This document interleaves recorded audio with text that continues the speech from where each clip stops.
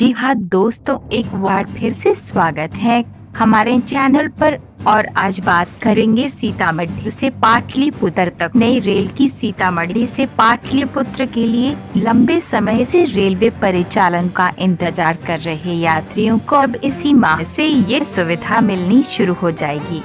Railway ने इसके लिए मंगलवार को नोटिफिकेशन जारी कर दिया।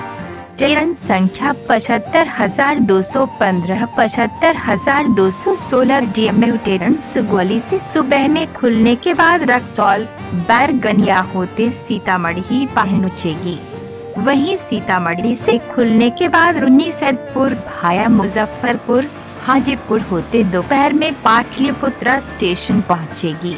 वहीं पाटलिपुत्र स्टेशन से दोपहर 2 बजे खुलने के बाद रात 1:45 बजे सुगौली पहुंचेगी। उक्त बातों की जानकारी देते हुए सीतामढ़ी सांसद रामकुमार शर्मा ने बताया कि जिले वासियों को लंबे समय से पाटलिपुत्र तक रेल परिचालन की प्रतीक्षा थी। नोटिफिकेशन जारी होने के बाद इसी माह ट्रेन का परिचालन शुरू किया जाएगा।